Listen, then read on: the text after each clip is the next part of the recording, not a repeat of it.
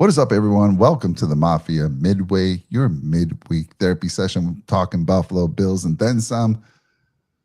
Oh boy, Jake, how you doing, my friend? This is last week we kind of hijacked the Mafia Midway, and we had a great show with Steve, the great steak cook. Did you end up getting everything you ordered that night? You got your what do we call it? Sous vide. What is it? Sous vide. Sous vide. Yeah. Did you get yours? Oh, I got it all right, Mike, and I have big plans. So Friday, I'm going to finally test the waters, literally, if you will.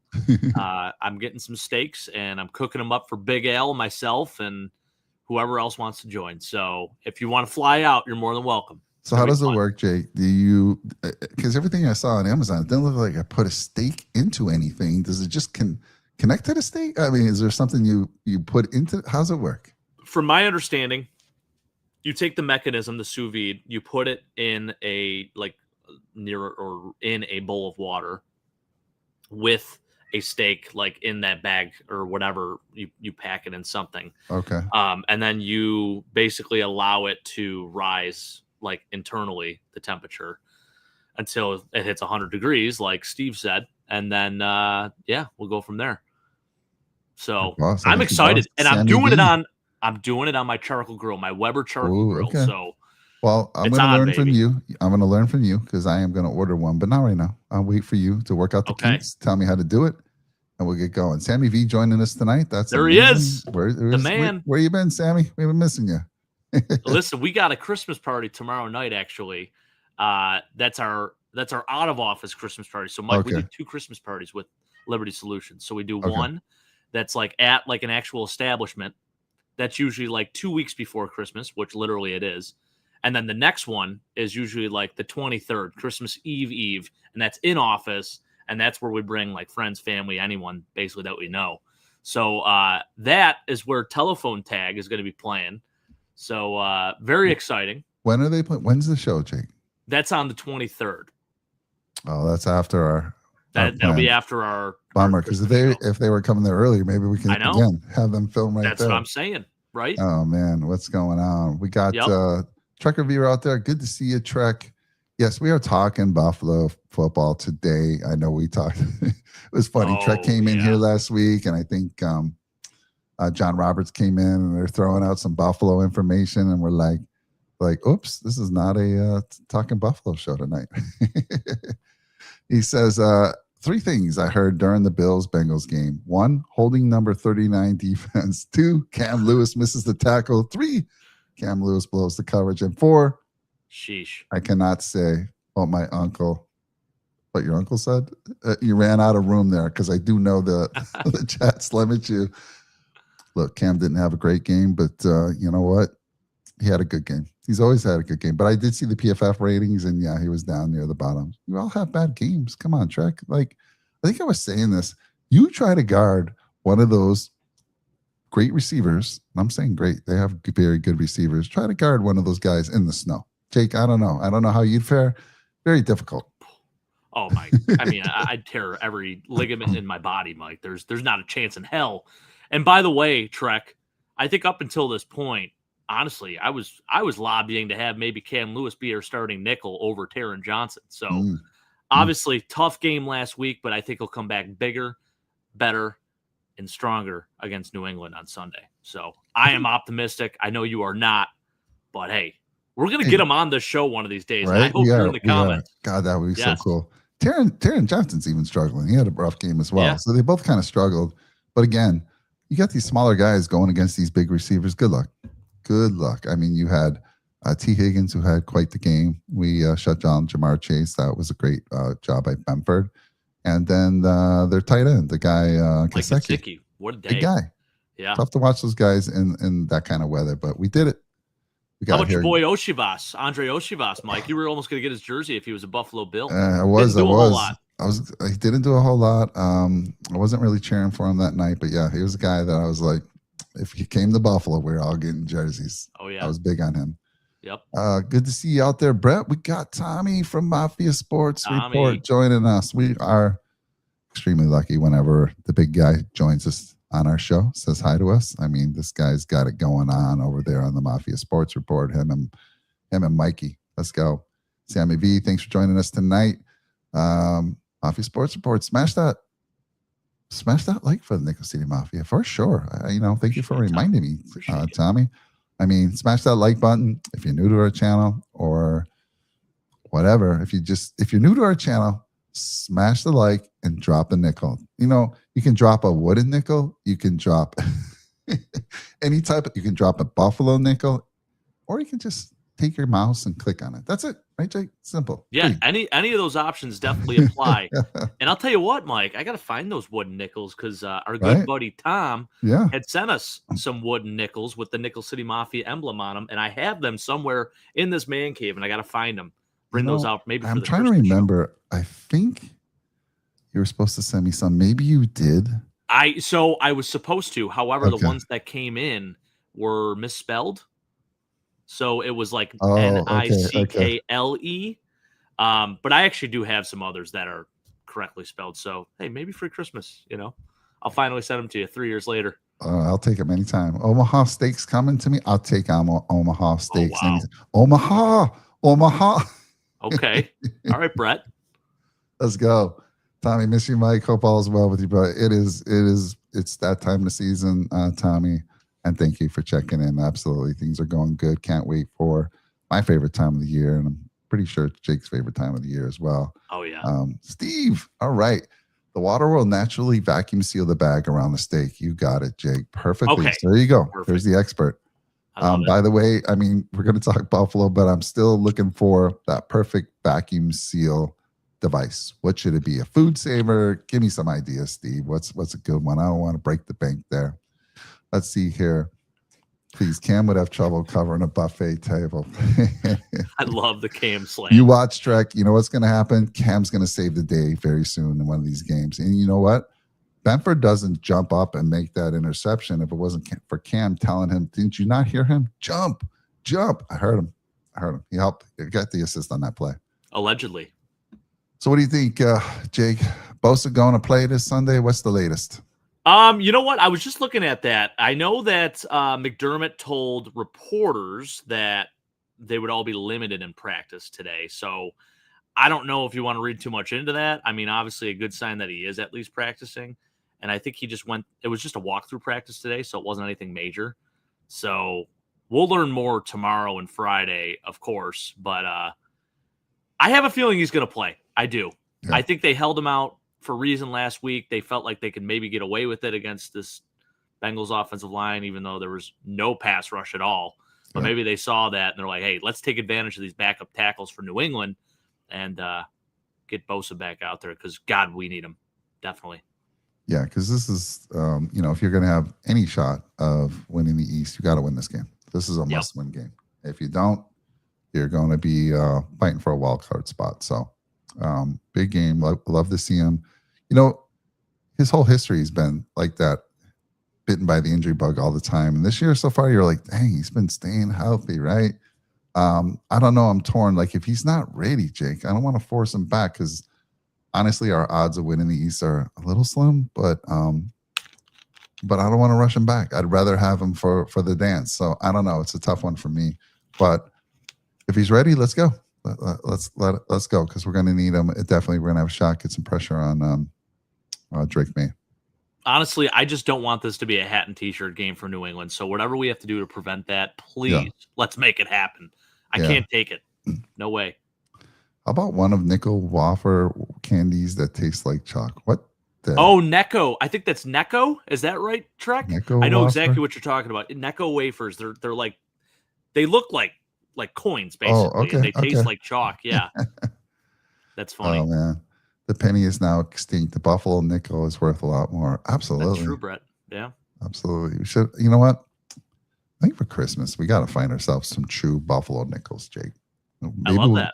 Maybe we'll give some of those away on the show. Okay. I like it. Along with one of the other gifts. Well, listen, we got some other, we got some good stuff for that show. So you definitely want to tune in. December 19th, Friday, right? 8 o'clock. We going live 8 o'clock, Mike? It's up to you, buddy. 10 o'clock? We go 7, 8. All right. That's 10 your time. I think that's our normal time. Yeah. And all right. Maybe even go a little earlier that night so the kiddies can join us. We got Jungle Cat Radio, the best 80s radio station out there. I mean, if you're not listening to the 80s, I don't know what you are listening to. You shouldn't be listening to anything else but 80s music. Jake, are you at all liking the 80s music? Oh, I can vibe with the 80s, absolutely. All for sure. All right. You know, I'm going to a Van Halen cover band here in the next week. I saw a Journey cover band 2 weeks ago. I can't get enough of 80s music, and Jungle Cat Radio is bringing it back. JJ McKenzie, a.k.a. Troy. JJ McKenzie is on that. He does the afternoon show, does a cool rock show on Saturdays from 6 to 8 on the Pacific time. So you can catch him on the East Coast now, 9 o'clock. A lot of fun. All right. Yeah. All right, Troy. It's Live 365. They have a website. You have an app. Just download it. It's free, 100% free, guaranteed. Go check them out if you're into the 80s. Yeah. And I know who's in the 80s. I know Steve's got to be into 80s music. Come on, tell me, Steve. Oh, Steve, I could definitely got to be into 80s music for sure. Yeah, Steve's probably. I feel like Steve's a rocker. Used to have long hair. I could see it. Oh, Troy's saying if New England wins, they clinch. Beautiful. Not good. So let's I don't want to see it. Like I said, I do not want them. Like, listen, if they're going to win the division, just not against us. I don't want to add insult to injury, Brett. So yeah, I mean, we got to win this game. It's a must win. Every game's a must win from here on out. I hope we win out. Super Bowl done. Yeah. Oh, you guys were talking about that. And, you know, I'll ask the chat here if Josh Allen was to win out. If we were to win out, the Bills. Yeah. Does Josh Allen become the MVP? Now, my leader for so far, and I think he's been killing it, is Matt Stafford. It's going to be tough to beat Matt. Now, if Matt doesn't have the legs, or he doesn't do some of those crazy the runs that we saw here that we were reminded of in this past game. But, dude, he's been putting up a lot of touchdowns. And I think I was talking to Sean, and I think if you look at touchdowns, even including Josh's rushing touchdowns, I think Stafford has him by 1. So yeah, he does, 35-34. So here's a dark horse name for you that probably a lot of people don't. I mean, they should have on their radars. They have him on their radars probably for Offensive Player of the Year. But Jackson Smith-Njigba. Yeah. I mean, this dude has been so legit, and I don't think Seattle is 10-3 without him. So I think that's a name you really got to throw into the mix. I know it's a non-quarterback, and everyone wants to give the MVP award to a quarterback, but gosh, give him some love. And how about Myles Garrett? I mean, the dude has 20 sacks, Mike, in 13 games. The record is 22.5. There is a real chance that he gets the sack record this year. And to think he almost left Cleveland. God, it would have been great to have him, right? Would have been fantastic. Oh gosh, you ain't kidding. Jake, you're a great trivia guy. Who can you tell me, who was the last non-quarterback to win the MVP? I think it was Adrian Peterson. That was back in 2012. So we're talking, this is a long time ago. That was when he had 2,000 yards coming off a torn ACL. Oh yeah, but yeah, I'm trying to think. I think I'm pretty sure it was 2012. All right. So when did JP Lossman win the MVP? JP Lossman threw me for a loop there, think Mike. About that for a little bit. MVP of the what bowl game did Tulane play in when he was there? This would have been like 2002, 2003. That date me back to the college years of JP Lossman. Tulane Green Wave. That was your MVP. That was the guy who was going to save Buffalo. I love JP Lossman. I was such a believer. Yep. Sad. Well, over under on the holiday show is 2 hours. Yeah, I would take the over easily. Way over. All right, let's talk some Bills. So let's, big win this past Sunday, Jake. You've had a few days, 3 days now to think it over. Great comeback. 10 minutes to go in the game. We're down by 10. Buffalo fans are leaving the stadium. Hope they learned a lesson, I'm sure, like I did as a young kid. And, your thoughts now. I mean, because up until that point, Jake, of course, I never stopped believing. You got to keep believing always. I've seen a lot of these things. We saw it in the first week of the season as well. But let's talk about, do you have any concerns coming out of that game? Obviously, it's a big win, but again, it took us Josh Allen putting on a cape there in the last quarter. Also, Christian Benford just making an incredible play, which I think he said he wasn't even supposed to jump. I think did I not hear that right? He was like, yeah, he I'm said not I supposed to bite feet. On that. Yeah, right. I'm not supposed to bite. But his instinct, he said, all right, I'm going to jump anyway. There was a higher power telling him to jump. So he did. Great play. The second play was a nice play, by the way, in the last show. I gave Daquan Jones credit. It was Jordan Phillips who actually tipped the ball on the next play, or not the next play, the next time the Bengals got the ball and Burrow goes to throw it. It's tipped right into A.J. Epinez's hands. Beautiful. But what's your thoughts coming out of that game? And, talk to me about, obviously, the positives. They're there. But any concerns you still have coming out of that game? I would say the only concern I really have is just playing a full, complete game instead of being it's great that we're a second half team. I'd much rather be a second half team than a first half team, of course. It's all about how you finish, not about how you start. But how about we get a great start and a great finish? It's been so long since we've had a complete, dominant performance across the board.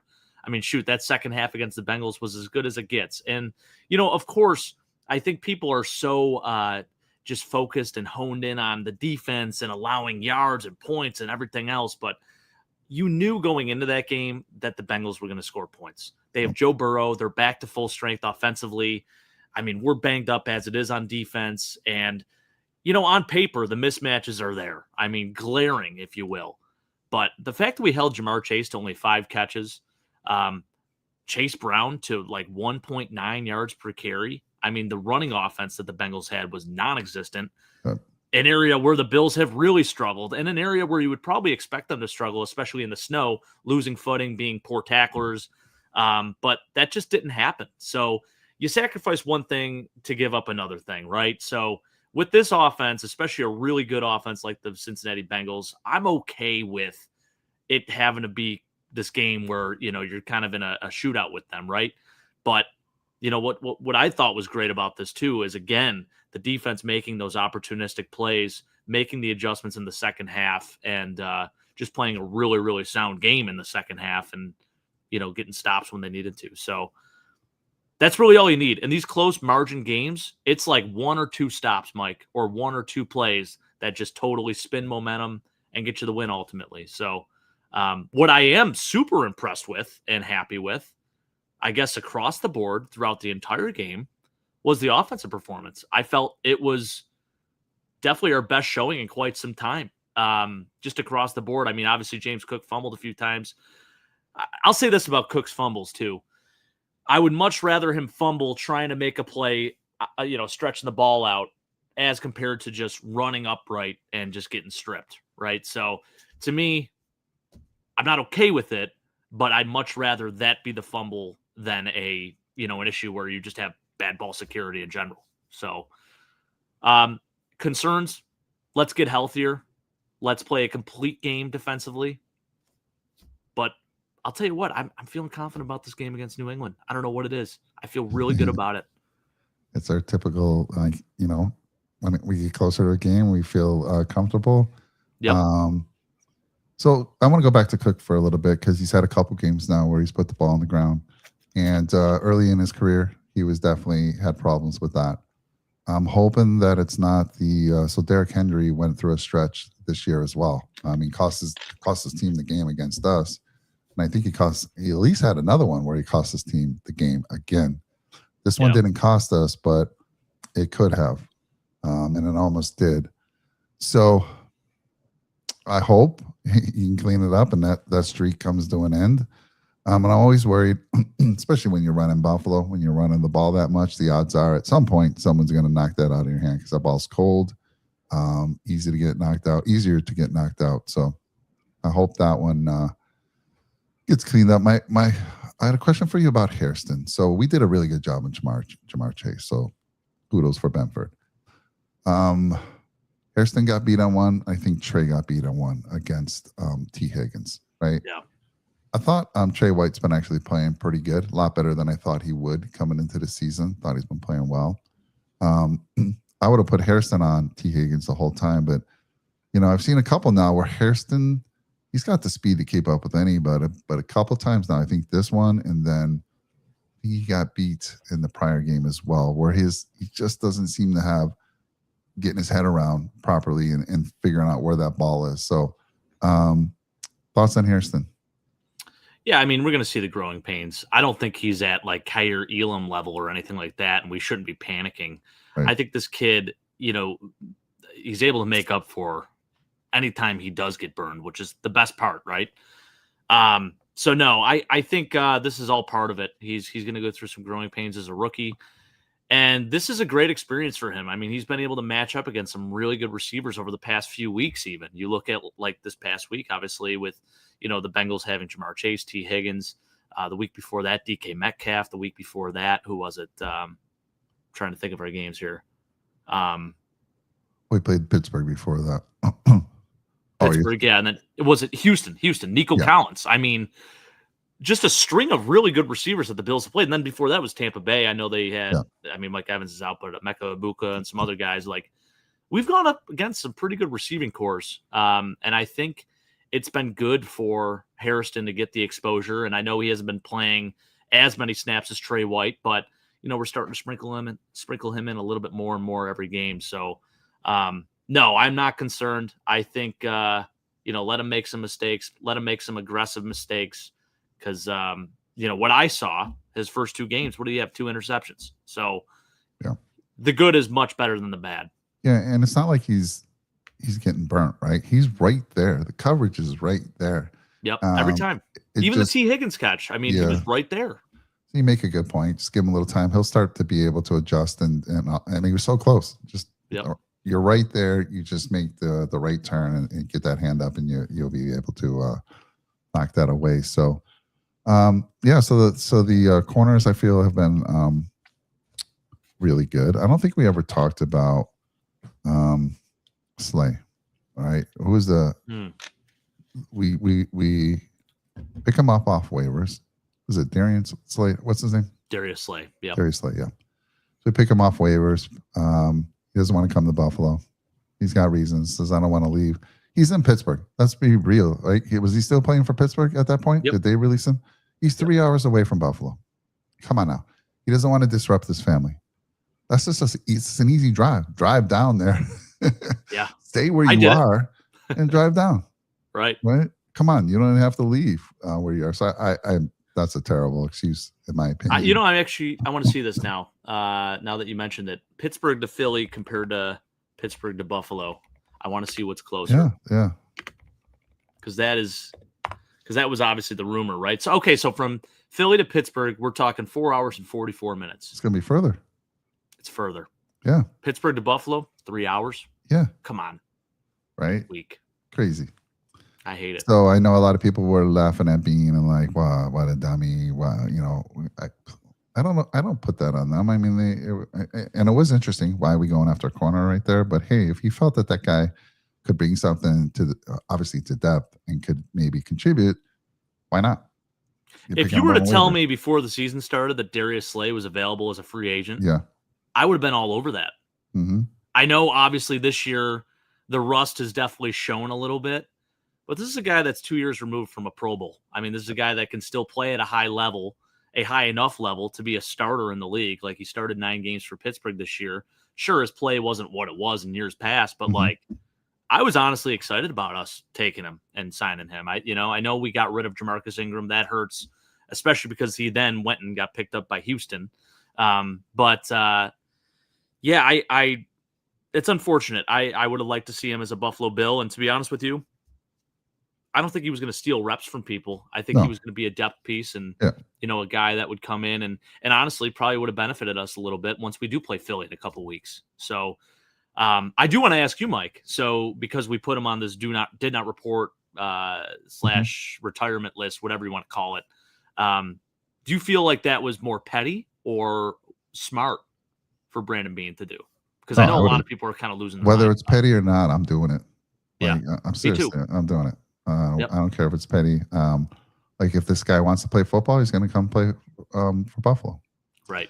And for the reasons we said, I just don't. I don't take his excuse. Oh, I don't want to I got a thing going here with my family. No, you wanted to go to Philly. You're okay with going to Philly, which we already said is further. So no, I'm okay with that. I want to answer Steve's question here. So I was concerned here too, because I thought for sure they're going to run the ball on first down. My one concern, 39-34, it's second and 7, and we need a run clock, and Brady calls it JA-17. Get sacked before a magical run to save the day. That calls how you lose games in big moments. Definitely. So, second and 7, you run the ball again. I don't know if they were out timeouts. I forget at what point that was at. But Josh Allen saves the day. once again on a nice run, great run. Oh, amazing! Yeah. I mean, I totally understand where you're coming from there, Steve. Yeah, I think that's the crazy part because I felt like Brady actually called one of his better games. Yeah. There were still a select few where it's like, yeah, kind of a head scratching type thing, and that was definitely one of them for sure. So yeah, you'd like to see in crunch moments, especially, run the right play call because chances are, I mean, I know Josh Allen, but that's not always going to happen. Yep. Mm-hmm. Do you think that play where he went for 40 yards and a touchdown, do you think that was called? It was almost so beautiful. It was almost like, Dawkins made a great block. Mm-hmm. There was the alleyway. Do you think they had Brandon about Cooks that? Too at the end? What's Hell that? of a block. Yeah, yeah. Brandon Cooks block at do you the think end? They kind of talked about that throughout the game, and they're like, we have this opportunity here. They've been doing this all night. It just felt almost too perfect of a play. And Dawkins took the right. There was two guys coming, right? He took the one coming on the inside perfectly. And Josh is like, all right, goodbye. And nobody's, they all got their backs to him. So nobody even see him scampering for 40 yards. It was a beautiful thing. But it almost felt like to me that they might have had that, called that out. I think so. And what I did like about this too, and it was probably something I should have even mentioned last week. Was I even on? Did we do a pregame? No, we didn't do any type of pregame. We did the steak show. Yeah. One of the things that the Bengals have so often done in the past is taking Josh Allen's former teammate Logan Wilson and essentially making him the spy for Josh Allen. So with Logan Wilson now gone, I think he's with Dallas. I think they took advantage of the new guy. What is it, Barrett Carter? I think who's playing there as the middle linebacker in Cincy. And I think, they definitely saw an opportunity and told Josh, like, hey, if it's there, take it, because we saw a lot more runs by him. And I think he was getting to his groove a little bit, and it was a beautiful thing to see. I mean, he was like a golden retriever out in the field just running. That's what you love to see. That's Josh Allen at his best right there. Yeah. And by the way, good luck trying to take him down when it's snowing out like that, because they don't call him the Winter Soldier for nothing. The Winter Soldier? I've never heard that one. On Pro Football Reference, you can see it. It's on there right now. Crazy. I'm trying to look up. I'm bringing up the snap count for Hairston. Let's see what he did on this past game. Where's he at? Where is he? I'll address this comment by G. Woolard. Great to see you out there. I don't think we've seen you before. Thank you for joining the show. Thank you for the comment. I 100% agree. It would be nice to go a full game without having that anxiety or just on the edge of your seat. As much as I love that, and as much as it's like, wow, that's a great game that's going to be replayed on NFL films, let's just get a dominant victory. That would be so nice to have. It's been so long, but they just love to keep us on the edge of our seats and get our hearts racing. Yeah, let's go right back to Guy Wallert. Thanks for joining us tonight. Really appreciate it. I don't know if it's the man or the female there in the picture. Maybe it's both of them, just like Big L and your mom like to join us on the show. There we go. It says, I feel like, by the way, right before I read that, Cam Lewis had 25 snaps, so did Maxwell Hairston, 25 snaps. And then Trey White, what'd Trey have? Trey had, where you at, Trey? Where you at, Trey? Why am I not seeing Trey on this here? I know he played. Bishop, Sanders, Jordan Pillett. That is weird. Oh, there he is. He played 36 snaps. The reason I didn't see him, he also had a bad game according to PFF. They scored him a 34.9. Cam Lewis had the lowest rating on defense in this past game with a 27.7. Oh, my goodness. Yikes. All right. Let's see what Guy Weller says here. I feel like they have figured out how to overcome the loss of the players who are injured. We can run the ball, we can pass the ball, and we've gotten better on defense. Yeah, the defense, let's talk about that a little bit. Shaq Thompson, since he's been playing, that defense has turned around. I mean, the linebackers are playing so much better. Him, Milano.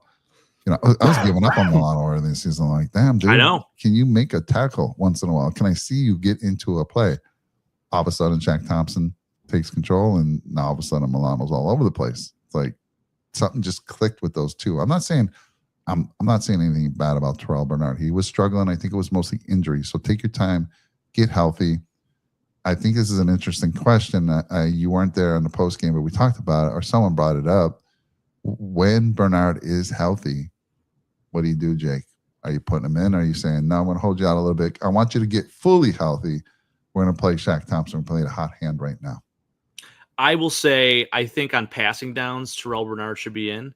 But on the early downs, Shaq Thompson needs to be your guy. So that's how I would play it, because there's a noticeable difference. I mean, in terms of coverage ability, I think Bernard is definitely better. But Shaq Thompson as your prototypical linebacker, he's been so good. He's been rock solid, making the right reads and filling gaps and doing everything he needs to do. Been an awesome fit. Looks like 2021 Shaq Thompson out there. It's great. Yeah, agree. Comedian Mo Brown, good to see you out there, sir. Go Bills. He says, I'll be at Foxborough this Sunday for the tailgate. Hell yeah. All right. Okay. Sweet. Are you not going into the game? Just going to go for the tailgate and that's it? Going to drop the mic and say, I don't need to go into the game. This thing's we're going to win this one. Why would I need to look at anything else? Or why would I need to go and pay money to go into that stadium? I don't blame you. Nah, I would go in. If I had a chance, I'd go watch that game for sure. 100%. I was trying to look at something here. So we were talking about the injuries. So it was the second week in a row without Spencer Brown. And week 1, Vandermark was a little shaky. Week 2, I thought it was definitely a lot better. He obviously they're giving him help if he needs it, right? They're not just going to leave him on an island. But I thought he did a fantastic job. I don't think he was getting help all the time. 64 snaps, PFF game was 61.4 score, pretty good. And so I think getting that experience, I'm hoping Spencer Brown's ready to roll. We got Dawkins back. I would love to have both our tackles back, but it's good experience, especially against those two teams that he played. And that's how you get real experience, right? Get into a real game. And obviously, the Bills have been so healthy on the offensive line. You don't get that opportunity very often. And the only time you do is maybe if the game's out of control and they want to put in the backups. And then by that time, you're playing against other backups and stuff. So, Ryan Vandermark, what'd you think? Shaky. A little shaky. There's a noticeable difference. Yeah, I think there's definitely a noticeable difference between him and Spencer Brown, obviously. I like Vandermark. I think he's a good depth piece, but we need Spencer Brown back as soon as possible, in my opinion. Yeah. Well, of course I want him there, but I thought it was good experience at least, right? For sure. Let's see here. Track Revere is still coming hard at Cam Lewis. So, Jake, you're man. You went to the University of Buffalo, right? Did. Yeah. So let's reach out. There's got to be a connection. Let's get Cam on the show quickly. I would love to see. Here's what would be great. Get Cam Lewis on the show, and we bring on the Trek Reviewer to the show. Oh, that's what I'm saying. We got to do it. Brave enough to get on the show. In fact, 1 second. I'll be right back. I'm going to show you something kind of cool. All right. Please hold. Comedian Mo Brown. Game tickets to Salzias. I'm not sure I'm following you there. Did you get game tickets too? So you'll be in the game as well. Let's see. Game ticket. Oh, okay. I saw. I'm gonna show you something. Autocorrect. What we got, sir? Cam, if you're watching, I got a ring to prove it right there, baby. Yes. Buffalo Bulls. This is the famous Idaho Potato Bowl ring that we got. Pretty sweet. So we got the emblem there. Kind of shows it. 2013. Check it out, baby. Pretty cool. When you were there, Khalil Mack was on the team, right? Yeah. What a missed opportunity, too, because, I literally would see Khalil Mack every single day, and I didn't take the time to say, like, hey, Khalil, can you sign this jersey or, like, sign this helmet? So I got nothing. No, I got all this memorabilia and not one Khalil Mack thing in this basement. Just a total whiff and a miss. And I know he would have done it. He's an awesome guy. Yeah. Just a very down-to-earth human being. But do you think if you ran into Khalil Mack that he would know you? He would recognize me. I don't know if he'd remember my name. No, but he'd recognize you. Say, I think he'd recognize my face. I think he would. He saw me every day. I would hope he would. He would. Whose face he would definitely recognize. Ooh. Probably would know his name too. Timmy Corks, our very own Timmy Corks. Tim Corcoran was strip sacked by Khalil Mack almost every day at practice. Really? So, yes, he knows Khalil Mack very well. He worked with the D-line. I worked with the receivers. I miss Timmy. How's Timmy doing? We don't see him anymore. He's doing well. I know. He's out there. He went into hiding. I don't know what's happening. Just got himself a new apartment. He's crushing it right now. Oh, nice. Well, Timmy, if you ever catch this. I got a text him, actually. Yeah. Hope you're having.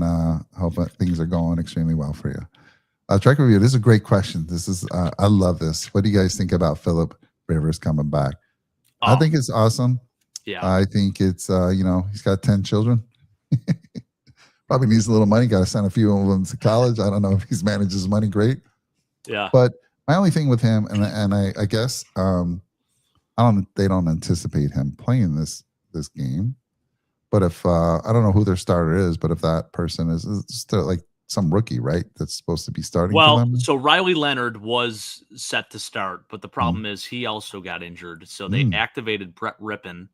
They moved him up from the practice squad. Brett Rippon started a few games in the league. By the way, you probably recognize the last name because his uncle beat the Buffalo Bills in the Super Bowl. Mark Rippon. I used to call him Mark Whippin as a kid. Big dude. Mark Rippon, very big. Yep. So, what do you think? So I like Philip Rivers. I do feel like Philip Rivers, his arm was starting to go. So I'm not sure how that thing's he's gonna have a Tua arm, basically.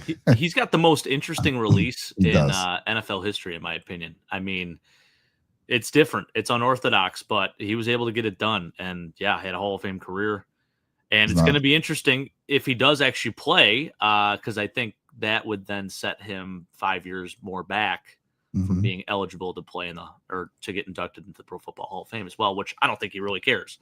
But that dude, I watched his press conference today, and God, I mean, just the infectious energy that he has, it's got to at least be good for that locker room. At the very least, Mike, he'll operate as a quarterback coach.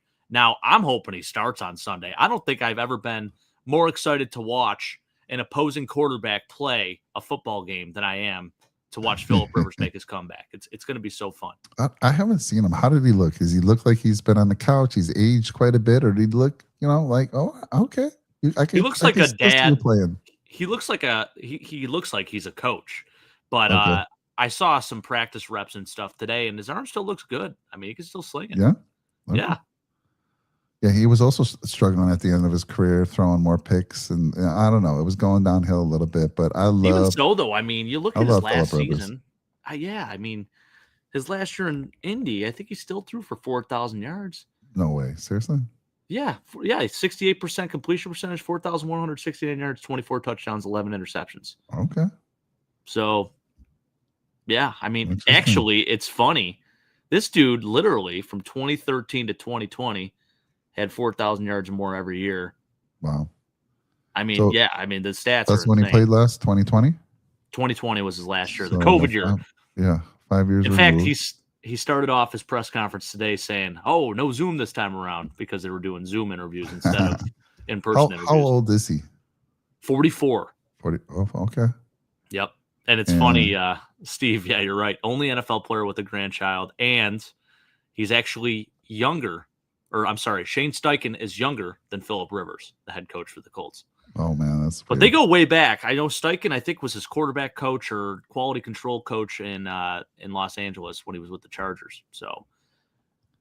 Yeah, so we're for it, Trek. We're definitely pulling for him. Now, look, if he starts to go on a roll and gets Indy back in the game, I won't be cheering for him as much. But I'm pulling for the guy. I like him. I've always liked Rivers.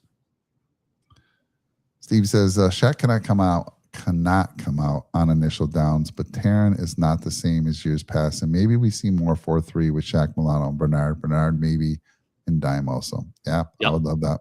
No problem with that whatsoever. I am not set up to Yawk online anymore. What? Oh, he's probably saying I'm not set up to talk online anymore. Oh. That's easy, Track. You can use your phone. You can use your phone, Track. We'll get you on here. Phone works great. Yeah. By the way, I don't know if you saw this, Mike.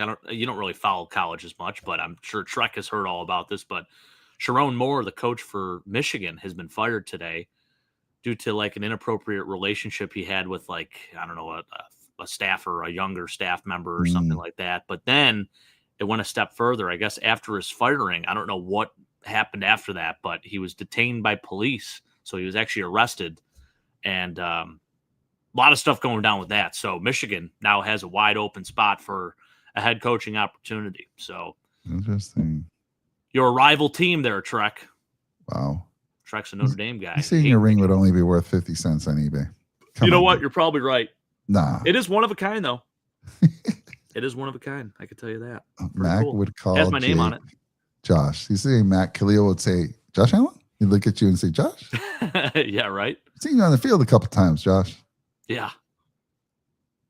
Yep, we talked about that one. The Colts head coach is actually, yep, definitely, Steve. Yeah.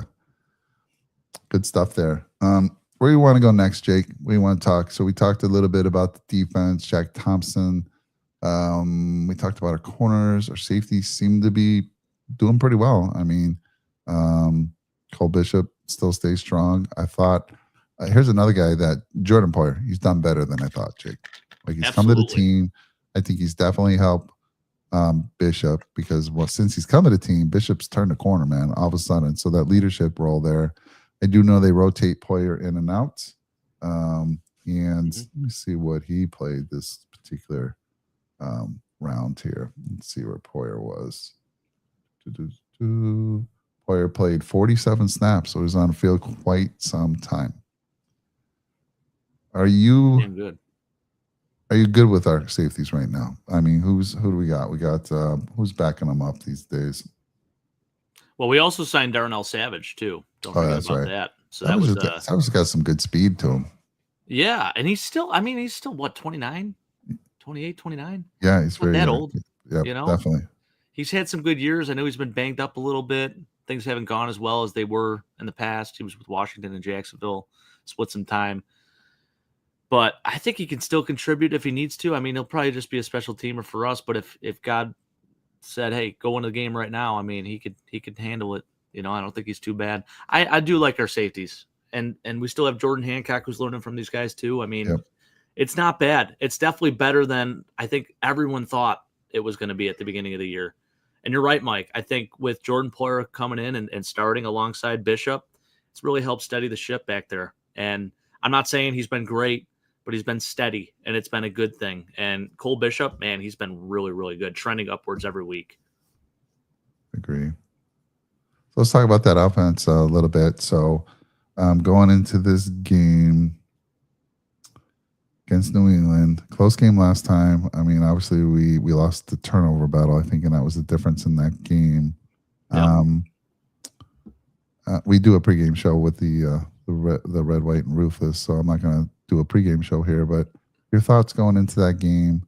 Do you think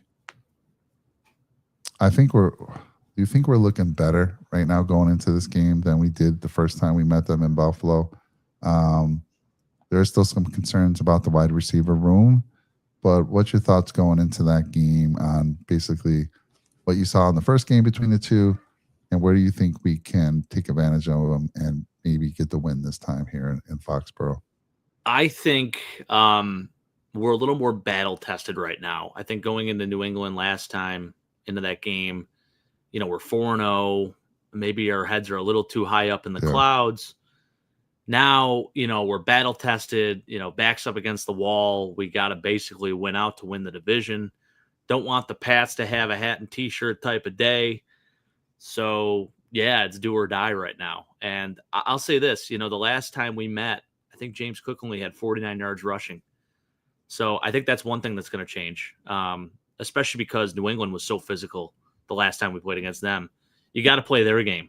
So I expect to see a lot of James Cook in this game. Dalton Kincaid as well. I think he had 108 yards when we played New England. He was really the only bright spot offensively for us. With how good the tight ends played last week, all three of them.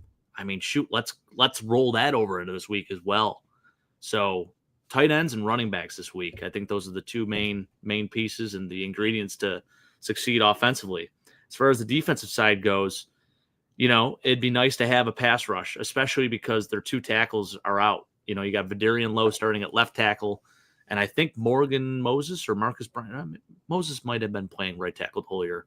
Marcus Bryant was the other guy, I think, playing right tackle for them. So they've been banged up on that offensive line a little bit. You know, with Will Campbell not playing in this game, it is an area that we should definitely take advantage of, and I'm hoping we can get to Drake May a little bit, rattle him a little bit, because the dude's been so damn good and poised, and we just got to get him a little off office timing and all that stuff. I think we can get that done.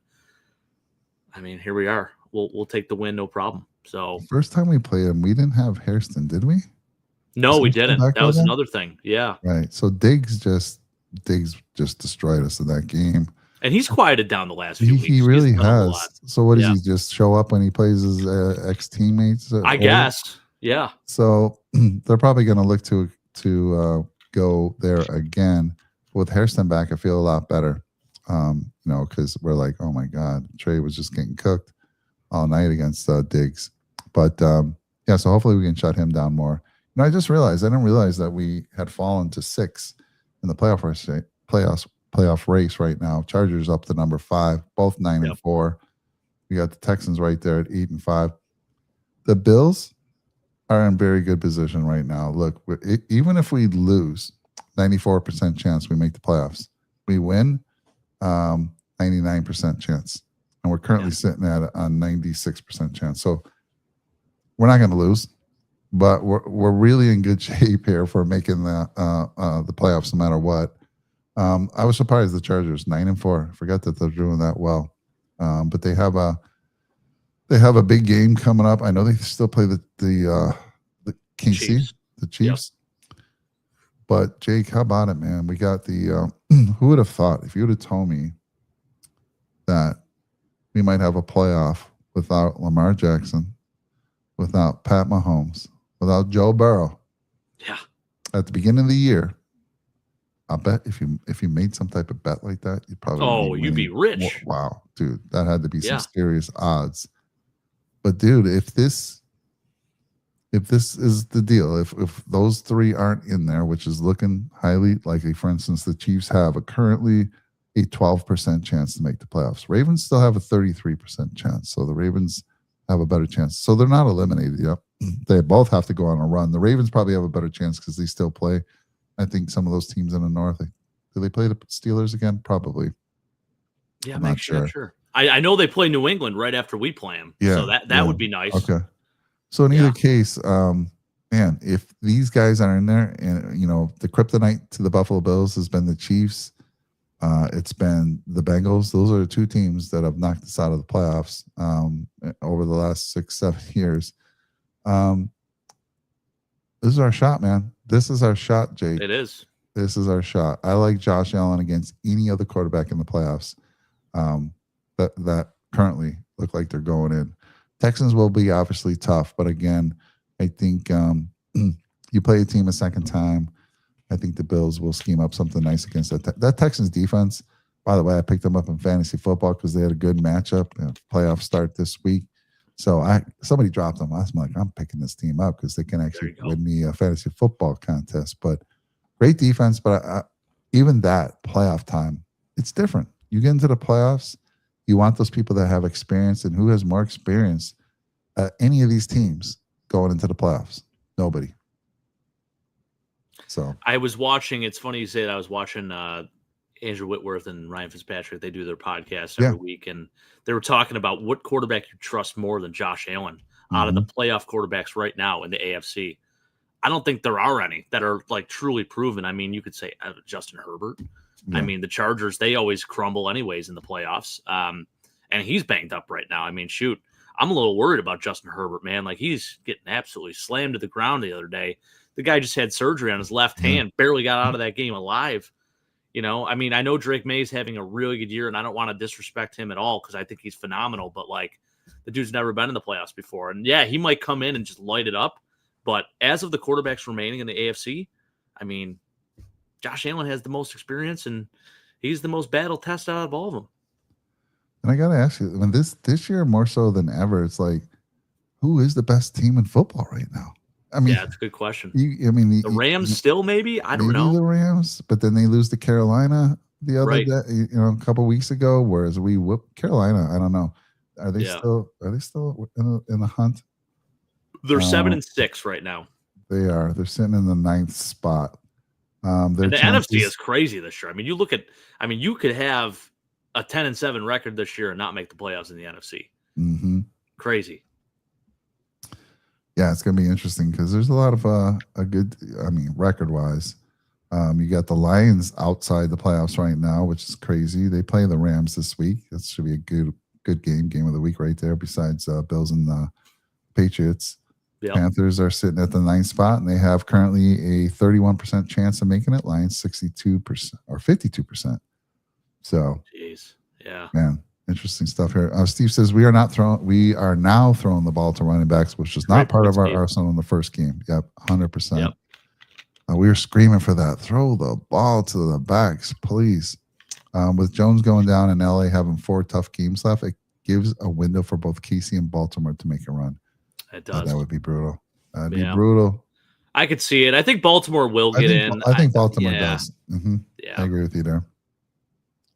Yep. Let's see here. Love also needs less than 1,000 yards to be the all-time leading rusher for Notre Dame. Who is the all-time leading rusher, Trek? You got that off the top of your head there?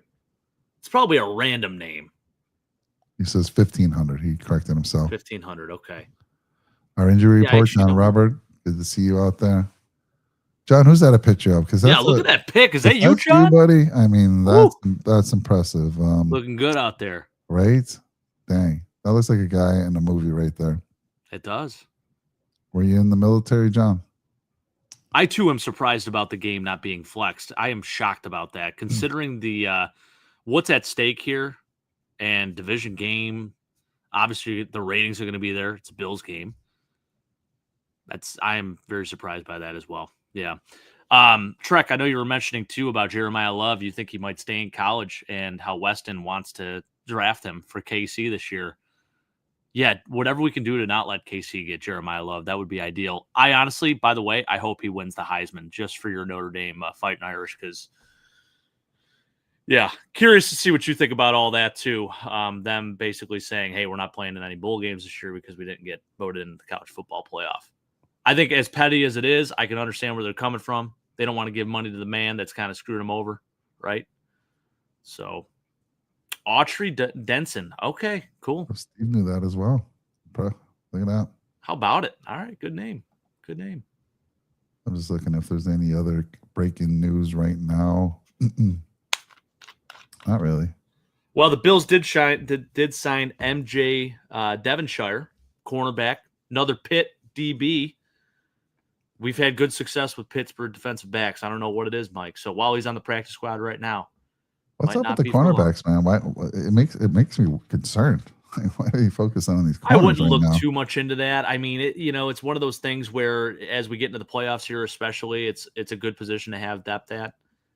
God forbid something does happen. Yeah. I mean, right now on our active roster, let's see. I guess we do have. Well, we have what, 5? 5 active? Yeah, because we got Benford as our starting outside. Trey as our starting outside. Maxwell Harrison basically flip-flopping in and out. Yeah. Then our 2 nickels are Taryn and Cam Lewis. So, yeah. Yep. So, interesting because I guess you can never have too much depth at corner. We saw last year when we lost the corner and Kyer had to come in and they targeted him and went to town. Yeah. So, it's interesting, too. I'm looking on our lads right now, and they have they put Gabe Davis as starting receiver, but they still have him listed on the practice squad, which is bizarre because he signed to the active roster. Our practice squad, we have a ton of corners on our practice squad right now. To Corey Couch, Dane Jackson, Brandon Codrington, and Devonshire now. Crazy. That is crazy. Stocking up. We're hoping someone needs a corner and we can make a deal with them for next year in the offseason or something. I guess so. Although the practice squad, they all become available and have to be re-signed, I think, after the season, right? That's right. It's not like you stay on permanently. Well, no. So I think for the playoffs, there isn't a limitation on that. You could just be on the practice squad and elevated each week. Right. Whereas in the regular season, it's 3 games, and after that, you have to either sign to the active roster or you are essentially released.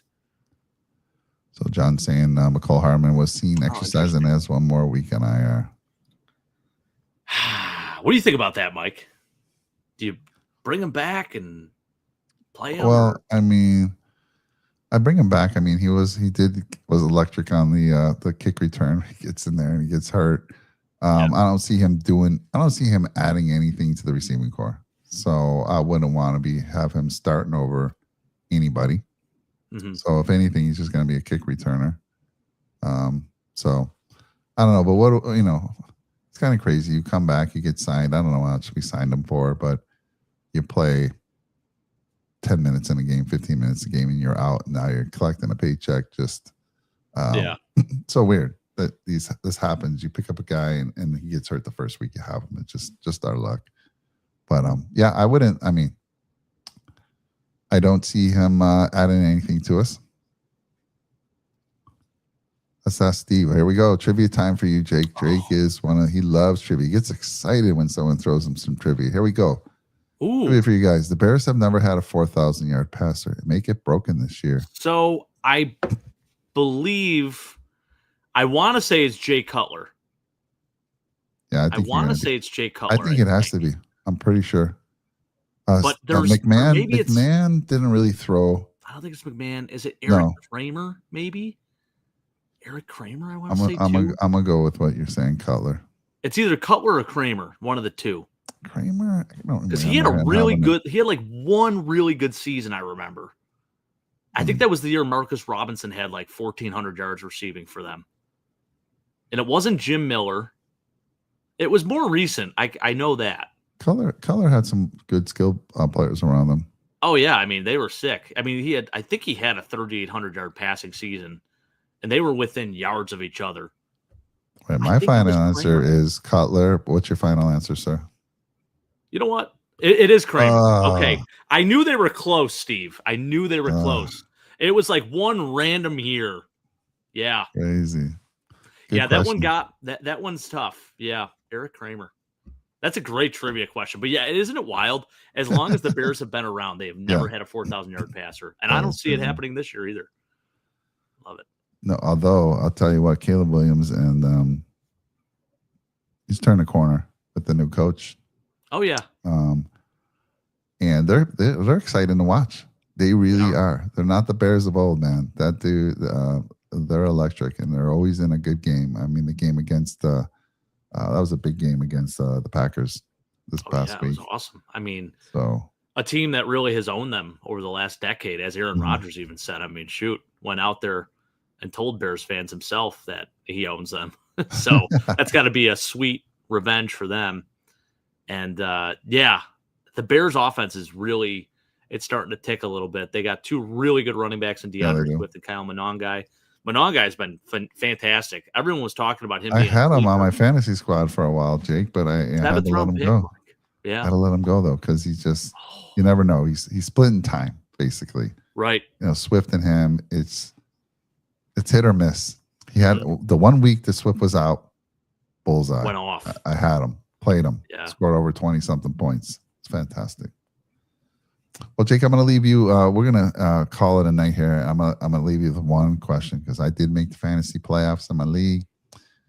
I have an issue with I'm never a fan in the playoffs, especially the first playoff game. I ended up being the second place team. I'm playing a team that basically cheated in our league. I think I told you about this. Maybe you didn't hear about it. And this is going to you're going to be like, what? So somehow I'm a commissioner. I'm the co-commissioner with another guy. And we're all busy. It's a work league, but we put some money into it. Yeah. And we're all competitive. Somehow a trade got through where the person I'm playing this week received Bijan Robinson for Aaron Rodgers. Are you kidding? So check this out. It even goes worse. The guy who traded to the guy I'm playing, the guy who got Bijan is the supervisor of the gentleman who traded to him. Then the person that traded to him, he's already out of the playoffs. I told him, dude, you had like 6 other options on the waiver wires. You don't give up your best running back. So he's like, I didn't know how to use waivers. Oh, seriously? Come on now. Come on. Then he's like, he doesn't even start a running back. So he gives up Bijan Robinson. He's got, what's the Skittle guy from the Giants? Marshawn Lynch? No, the Skittlemeyer dude from the Giants this year who's on IR. What the last name? Cam Scatabo. Scatabo, sorry. Scattlemeyer. I thought you were talking just Skittles. I'm like, Marshawn Lynch. Anyhow, he's been playing him. while he's on IR. And then the week that he trades Bijan Robinson, he plays nobody there. He doesn't even fill the role. Obviously, it's a scam, collusion all the way. Someone wants a promotion. That's what we're projected to have I'm projected with a slight lead, but this guy's got a stud team. He's got guys like Jamar Chase. Jeez. Bijan Robinson. He's got another. Those are 2 first-round picks right there in fantasy. Yeah, he's got another good running back. I think he has a running back for the Colts too. Jonathan Taylor too? I think he has both of them. Kidding me. Right? So here's my question. I've been rolling with Emeka Egbuka since the beginning of the season. Yeah. He's been on a little down turn here lately. Mm-hmm. So I have 2 questions in this game. First, I never like to play a game on Thursday night in the playoffs because if you have a rough game, it like sets the tone, and I feel like it's just not going to be good. Or if he has a good game. So here's 2 questions. A, do I roll with what I've been going with? My team's been one of the top teams. He's due. He's been getting 8 to 9 targets a game. Yeah. Unfortunately, they haven't been clicking. And then their other receiver, who's the guy on IR right now? I have him on my team. He's they have Mike Evans. Mike Evans. Mike Evans might be back. I know. First of all, would you roll Mike Evans on week 1 if he says I'm playing, or do you think they're going to have him on account? I think he's always good for a touchdown. You think so? So that's where you're going to get points regardless. So even if he catches 2 for 12 and a touchdown, you know what I mean? Like you're still going to get. So who are you playing? If I got Mike Evans, somebody dropped him a couple of weeks back, and I'm like, you know what? Maybe he's going to be ready by. Would you play Egbuka or would you play Mike Evans? I think if it's me, I might go Mike Evans. You're going Evans. However, here's my thing. Atlanta, their secondary is good. AJ Terrell is one of the most criminally underrated corners in the NFL. So freaking good. And his brother's even better. He's playing at Clemson right now. Kid's going to be a stud in the NFL. That's tough. I think I would still have to go Mike Evans because of the touchdown reliability there. Okay. Egbuka has been on a kind of a cold streak here. He's been cold, but he's been getting the targets. To me, if you're getting 8, 9 targets and you're getting that many targets a game, something's going to turn at some point. Is this their first time playing Atlanta this year? Tampa? I forget. Let's see real quick while we're here. So they played Atlanta actually the first game of the year. And Egbuka had a good game. He had 4 for 67 and 2. Yeah. Damn. Yeah. Oh. So that's a tough one. Where did Evans go? Or do I not even play them? I maybe play somebody else in the lineup. But I'm also a believer. Roll with what you got here, for the most part.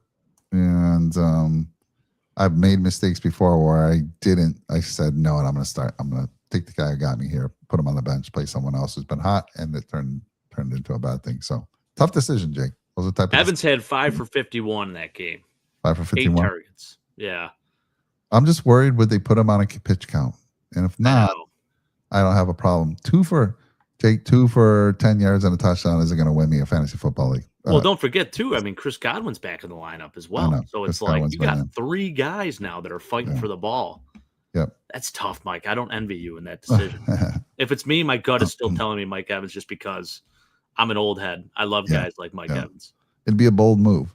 Definitely. It'd be a bold move for me to start him. But, man, it would be terrible because someone watch that game tomorrow. It'd be terrible to see him just not on the field. And next thing you know, Egbuka goes off. I just need Emeka to get, 15-plus points. If he can do that, I would be super happy. Very doable. So, in any case, we're going to end it here. We have our, again, 9 days away from our holiday show. Please join us. We hope to have some entertainment. We're working on that. But we'll have fun. We'll make it fun for everybody. Got some giveaways. Gonna be a great time. So join us that night. We look forward to it. It's one of our favorite shows that we do each year. And you guys should as well. Check it out. I'm sure some of you have seen our past shows. It's a great time. So let's see here. Oh, we got an encore right here. Yes. Please don't leave. All right, let's go. All right, we can keep going for a little bit. Why not? Yeah, what do you want to talk about, Rashawn? Well, what do you we want got to to earn about? your subscription here.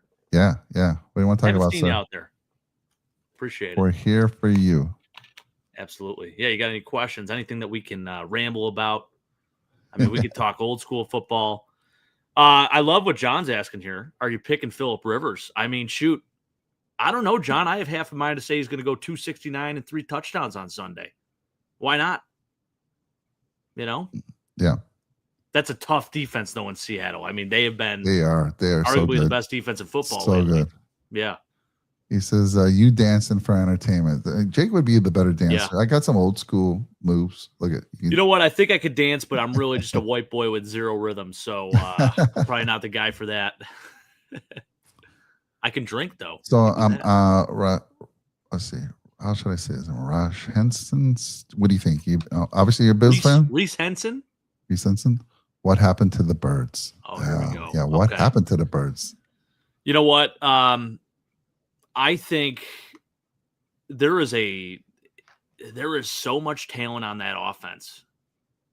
And there is like an internal struggle as a play caller in Philly right now on who to give the ball to. But the issue really lies in them not sticking with what works. Why they didn't run Saquon, and I know he got swallowed up a little bit, but like it was working. You get him into a rhythm. You run the football to set up the pass. And it just, I to be honest with you, Saquon has not gotten enough touches in that offense. And on top of it, the execution's been awful this year. Just not good, man. So whose head are they calling for? Because imagine all those weapons they have, Jake. Yeah, I know. I mean, and we're yelling at Brady with the weapons that we have, which is nowhere near the skill positions that the Birds I'd have to believe it's Kevin Patullo. Right, I know they were trying to call for Brian Johnson's head last year or 2 years ago when he was there. But yeah, Jalen Hurts, 4 interceptions, threw more interceptions in that game than he had all season long. Not great. As good as A.J. Brown is, like a lot of drop passes from him. Not great. Yeah, 13 targets, 6 receptions in that game. Crazy. Yeah, that's not good. That's not, and 2 of them were drop interceptions. And they got Devontae Smith, another great receiver. I feel like they're underutilizing him. They got Dallas. The O-line, great tight end. O-line's hurt though too. I will say. I mean, they are banged up right now, so I think that obviously that hurts a little bit. Barkley went off 122 yards and a touchdown. Yeah, one of those was like a 50-something. 52, yeah, but still. So I didn't get to watch the whole game, but I heard people buzzing around the office about it. I know it went into overtime, and then I think they intercepted Hurts in overtime to put the game away.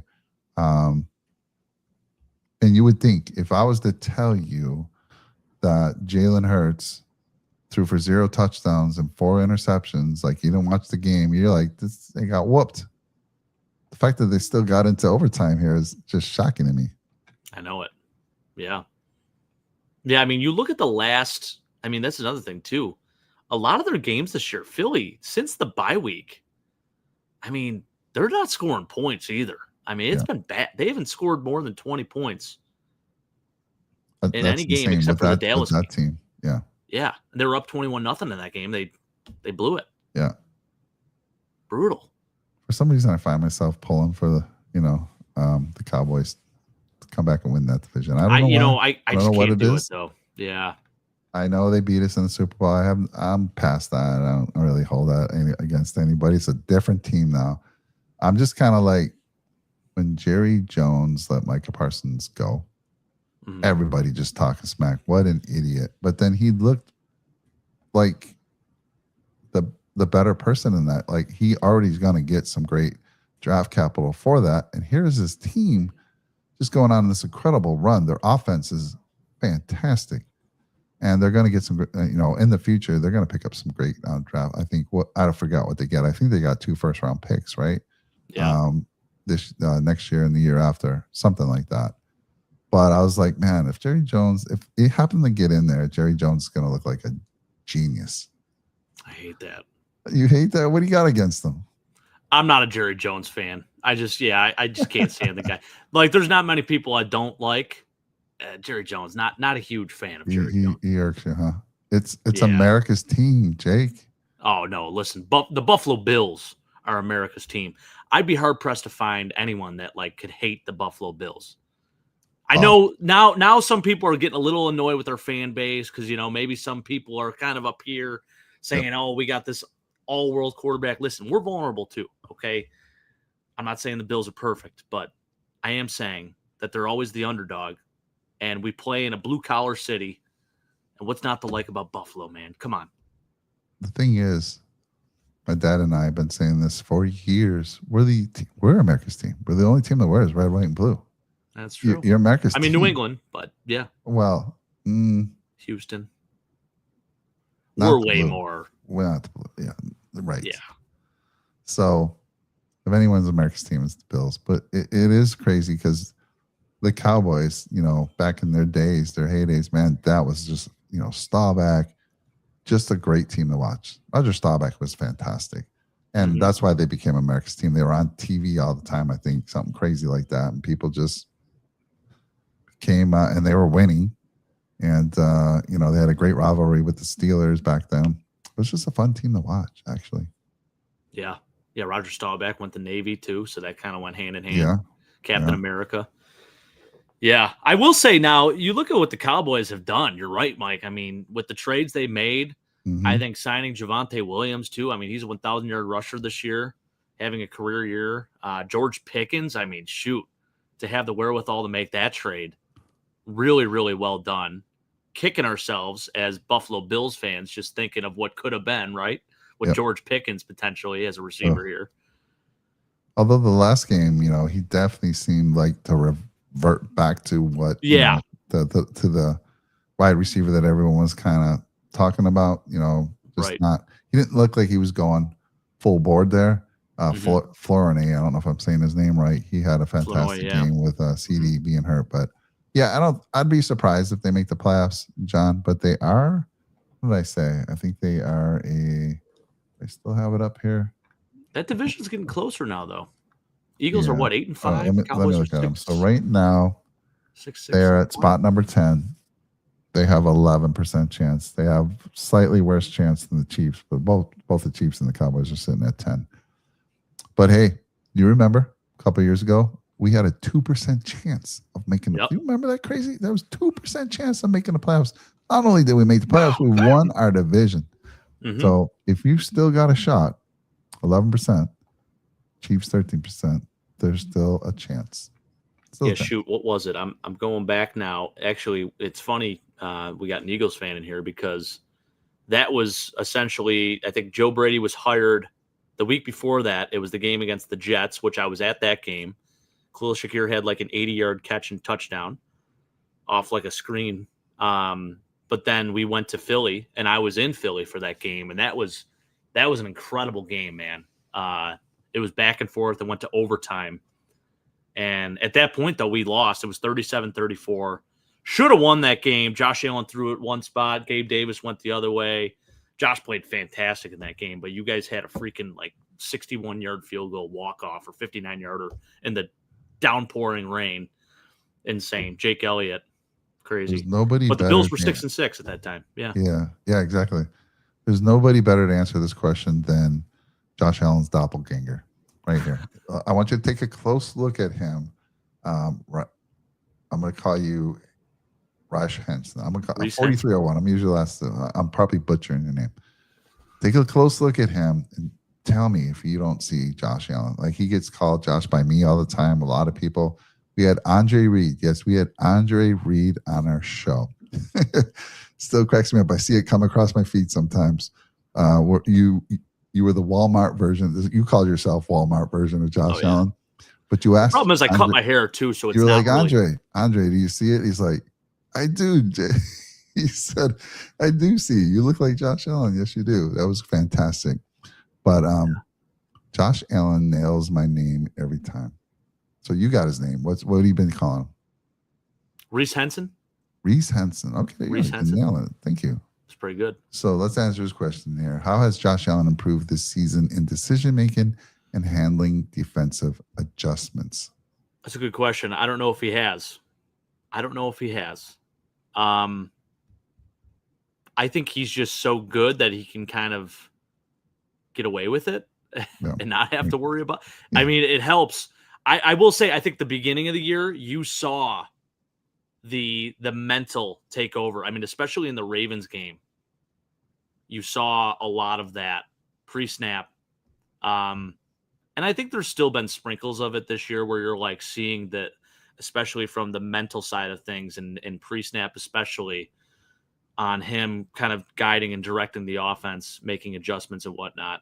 It's been really good. But then there are times, especially this year, where it's looked like 2022 Josh Allen, 2023 Josh Allen, where he's throwing a ton of picks and he's just trying to make a play, and it looks like he's never played football before. But then he'll go out and do something that no other quarterback can do, one of one, make a hell of a throw where, you know, he throws into quadruple coverage and just has the arm arrogance and the ability to do so. I still don't know how that got It's the fun in it. It's Brett Favre with wheels. Yeah. You know, it really is. And I love it. I love every second of it. It is so fun to be a fan of this team with Josh Allen as your quarterback because you're never out of it. Sure, you might be scratching your head and MFing at times during the game, but God, you know it's going to be a roller coaster, and it's fun, man. And when you get to see Josh Allen do what he did last week, where he's just a golden retriever running out in an open field, it's awesome. There's nothing better. Yeah, so I agree with you. What you said there, Jake. I feel it's the same. Is the decision making and handling defense. I just feel like it's the same we've always seen before, and like you said, he gets away with some things because of those legs and but like you said, he makes plays that no one else can make. That throw to Khalil Shakir, I think that was a fourth down call. It was insane. I saw the sideline view where McDermott was right there, right? I don't know if you saw that. McDermott's getting all excited, runs out onto the field after he throws that. But there was no way that ball should have got in there. Now, call it lucky. Or you just call it like, I'm going to throw this ball. I'm going to fire it to Shakir. I know he's going to catch it if it gets through the traffic. And somehow it gets through the traffic. Great play. But that's just a combination of being a superhero and having an insane arm talent. I mean, that's what the fact that he was able to, because, he rolled to the right, which we always know, Bills Mafia delight, stayed on his feet. To stay on your feet, then he was able to make another move inside. There was a guy coming. He had to get rid of that ball quickly. Boom. Touchdown. Brilliant. Let's see here. Jackson House, look, this is a key to our offense going forward. We have 3 fantastic tight ends. We finally saw Dawson Knox, the Dawson Knox that we've known in the past show up, right? If you have Dawson Knox, Kincaid, we've already known Haas is a great blocker, of course, but dude can catch the ball. So roll him out a little bit, have him block like they did, and then just go off the line of scrimmage, throw him the ball. Easy peasy. So I love that. I mean, use these tight ends. John, I am partial to I love Tyrell Shavers. I'm a huge fan of him. Stud. Yep. Great blocker. And dude's big. I love those big receivers. And whenever he's been throwing the ball, dude makes the catch. So I want to continue to see him more. And then is Josh Allen starting to look washed based on his recent turnovers and wear and tear? No, absolutely not. No, I'm not worried about it. Like I said, I mean, he can get away with it. And what I saw last week against the Bengals, we don't win that game without Josh Allen. 3 touchdown passes, 251 yards, 78 yards rushing, and a touchdown. I mean, the guy's insane. I mean, we've seen performances like the Tampa Bay game where he threw 2 interceptions, just boneheaded interceptions, but he had 6 total touchdowns. He had 3 passing and 3 rushing. Yeah. The guy's insane. It's Josh Allen, baby. It's the experience. It's all part of the experience. And I think he's solely back in the MVP discussion. I think he's a top 5 candidate right now. For sure, top 5, if not higher. Imagine if he had Saquon Barkley, A.J. Brown, and Devontae Smith. Imagine. And I mean, I can imagine the numbers he'd be putting up. I know. Incredible. Unbelievable. Mm-hmm. So you have to look at the receiving talent he has around him. Definitely not to the level of the Birds, but they have James Cook. They have one of the best running games in the game today, if not the best. So they're gonna leverage that, and just like last year, everyone eats. Josh will make plays, and I still believe these wide receivers. I think Keon Coleman's going to start making a difference. I hope Palmer can get healthy and stay healthy for the playoff run. That's going to make a huge difference. And of course, Khalil Shakir is Khalil Shakir. Steady as ever. Yep. We win when Josh doesn't throw interceptions. Yeah, I mean, the turnovers in general, John. I mean, you typically, last year we had the best turnover differential in the league.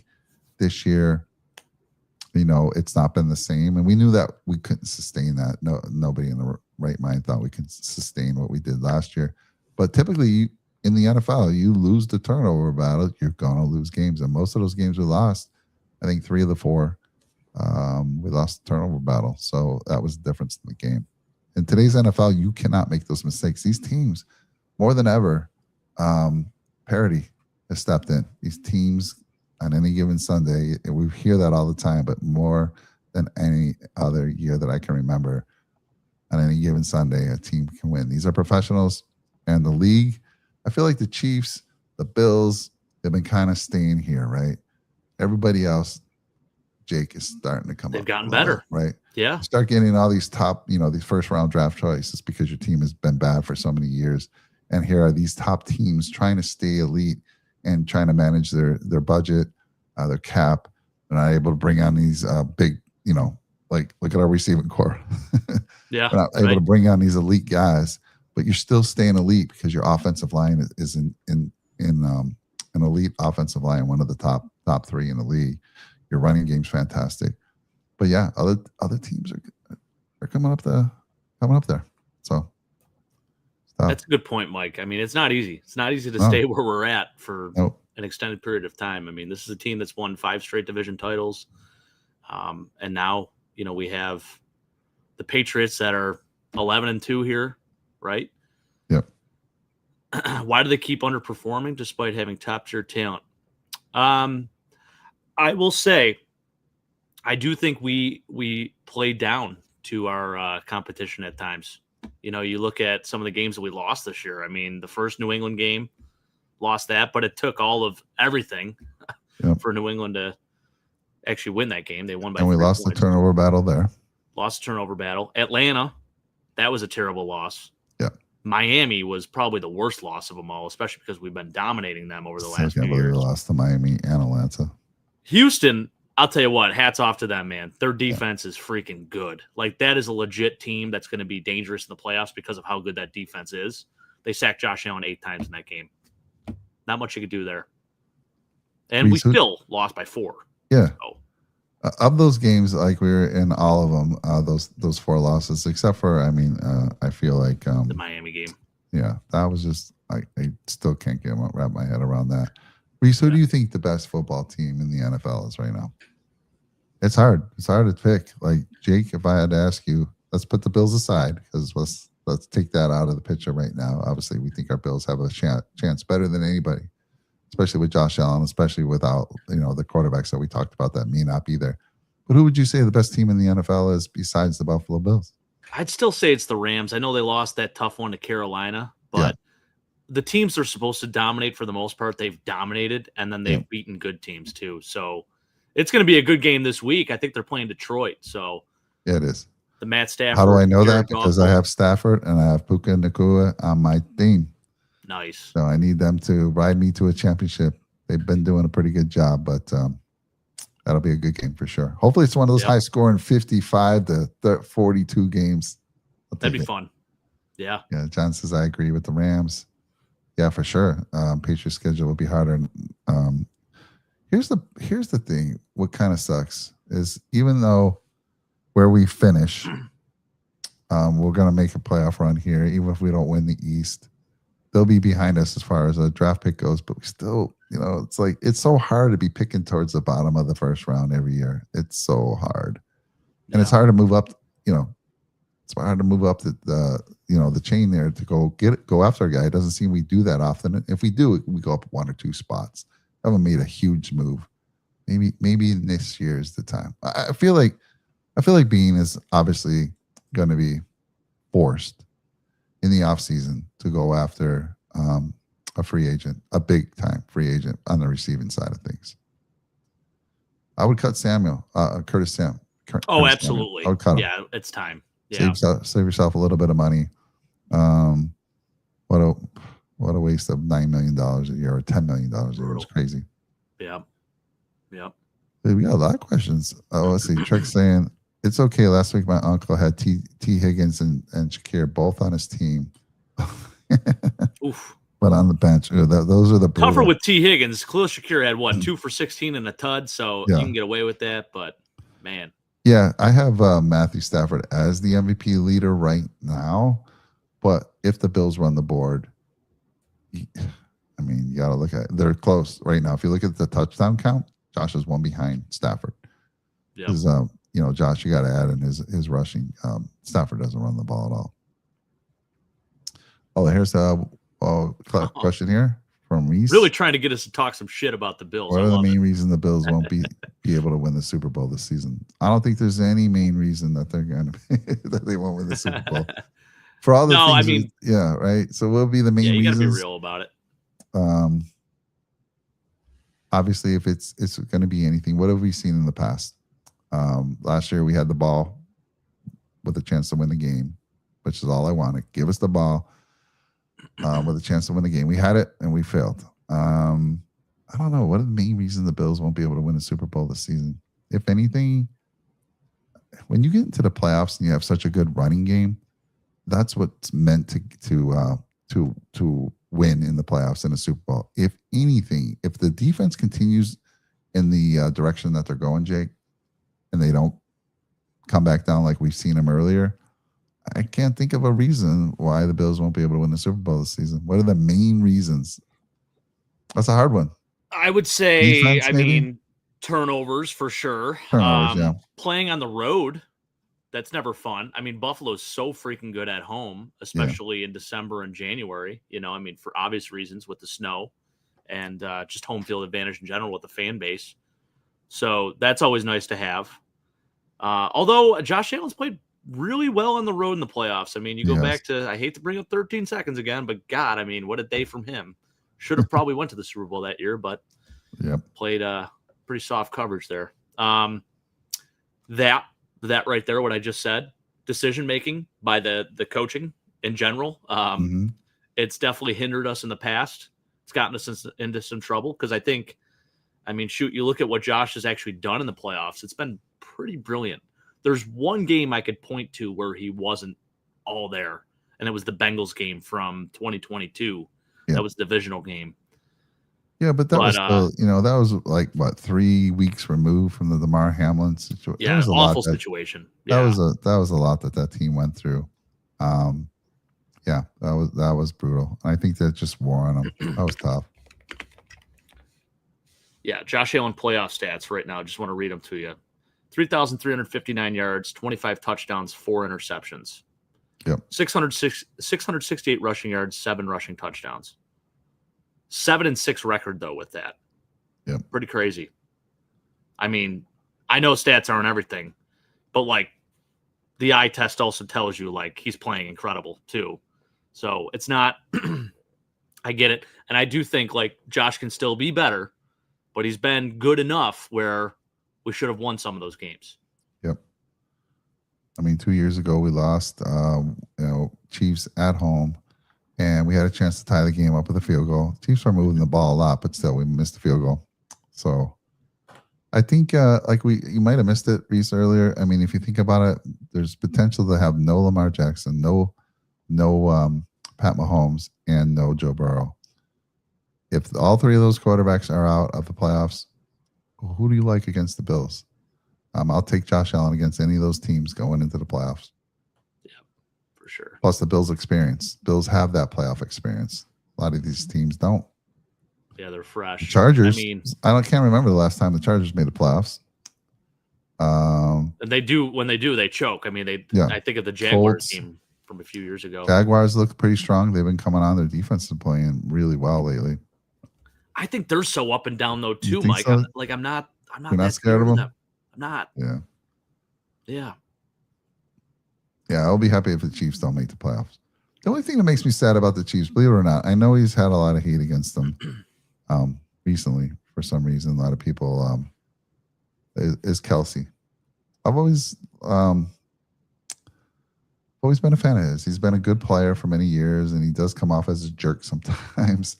But he's such a good player. I hate to see a guy who's been so elite. And I feel like this is the year. He's got to call it. I don't know how much longer he's going to keep going, because last year he struggled. This year he's struggling. Been hurt a couple times. He's taken some serious shots. Getting up there in age. That's the only thing that saddens me. But yes, ding dong, the ditch is dead. The ditch is dead. The witch is dead. Ding dong, the witch is dead. The wicked witch is dead. Let's go. Yeah, Rousseau hasn't done much this season. Every year, Jake, we're like 10 plus sacks. 10 plus sacks. Gonna happen. Playing next to Bosa now. He played with Von Miller. If you haven't learned by now how to sack the quarterback, it's not going to happen. I do not think he's going to be that guy. He's a great run stopper, and he always seems to be, make a play from every now and then. But with a guy so tall and so big, you would think that dude be knocking down more passes. I just don't see it.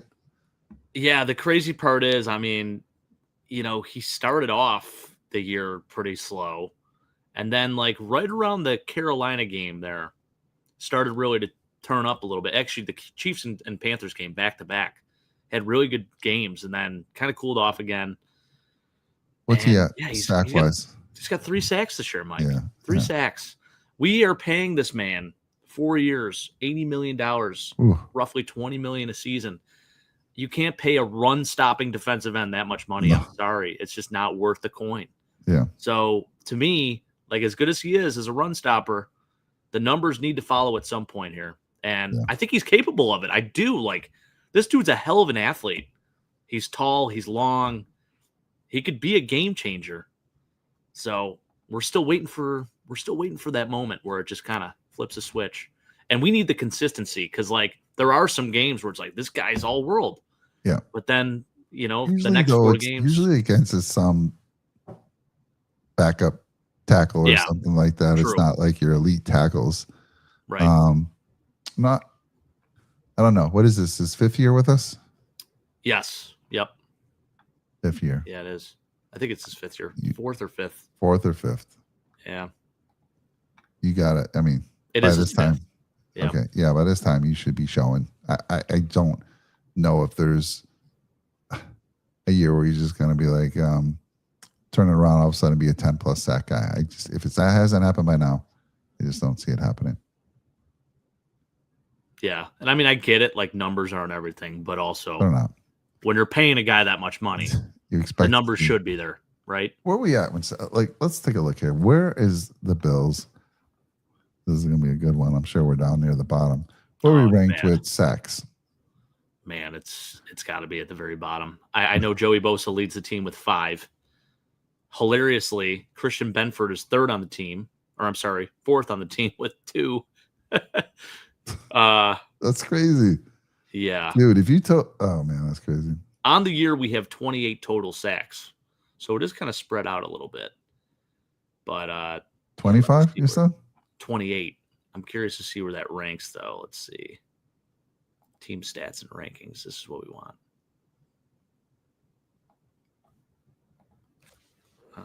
Let's see. Let's see here. I used to have a quick link for that.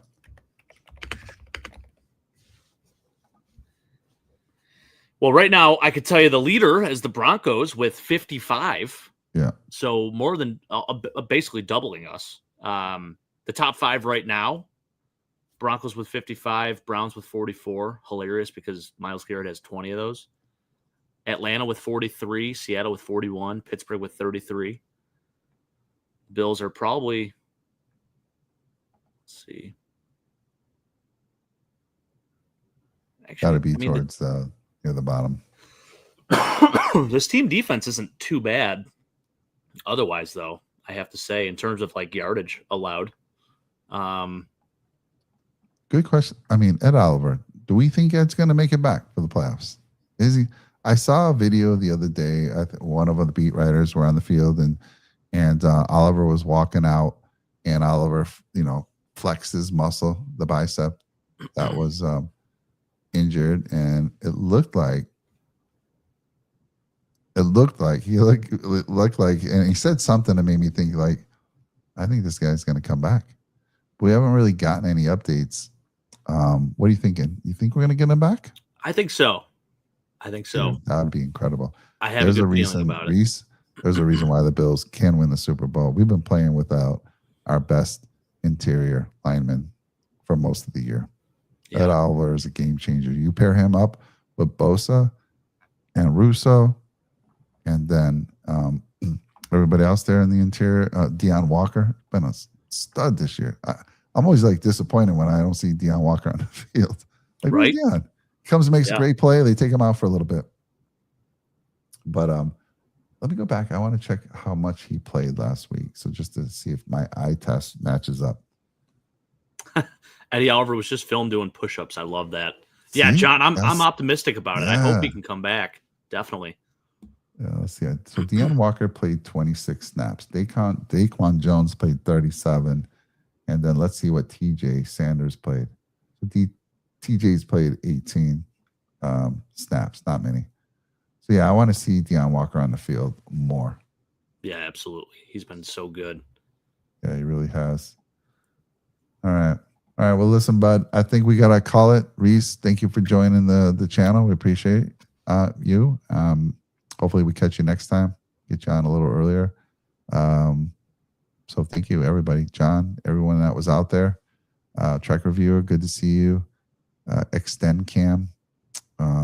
Let's see. Steve, always a pleasure, sir. Yeah, I love seeing you out there. I'll send you a picture of my steak on Friday.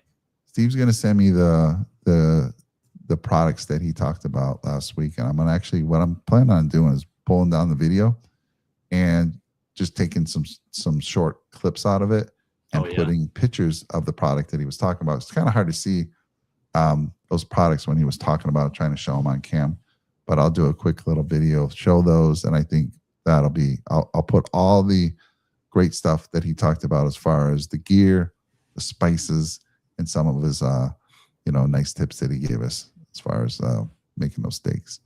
Speaking of steaks, I'm pretty hungry myself. It's still a little early here on the West Coast. Well, 8:43, but I haven't eaten. Got home. I might go eat something too, Mike. Why not? Maybe a bowl of cereal or something. Bowl of cereal is always good. 11:43 here. Yeah. Bowl of cereal is always good. Well, listen, everybody, thank you again for joining us tonight. We will see you post-game for sure. What time's the game this week? 1 o'clock game. Yeah. So 10 o'clock on the West Coast here. Okay. I mean, it's got to be Romo and Nance calling that game, I would think, too. Probably. I mean it's going to be a good one for sure. Right. We should have a Red, White, and Ruthless should be doing their pregame show on Friday. So hopefully. But we'll definitely be back on for the postgame. Celebrating a victory. 3 in a row. Let's go. Thank you so much for not leaving. Hey, thank you for not leaving, Reese. Appreciate you, brother. Yeah, definitely appreciate you. Hell yeah. Go Bills. Have a good one. We'll see you soon. Don't forget, December 19th, our holiday show. Don't miss it. We do giveaways. It's a fantastic show. If you have kids, let us know. We're trying, we're hoping we're trying to get Santa to show up. He did 1 year for us. Santa's a busy guy at this time of year, but if you have some kiddos, grandchildren, make sure you send us their names, and we'll see if Santa will mention them, if they've been good at least. He doesn't like to talk too much about the naughty kids, but he'll talk a lot about the nice kids. All right, Jake, have a great night. Enjoy the cereal. Go Bills. Go Bills. Christine, good to see you.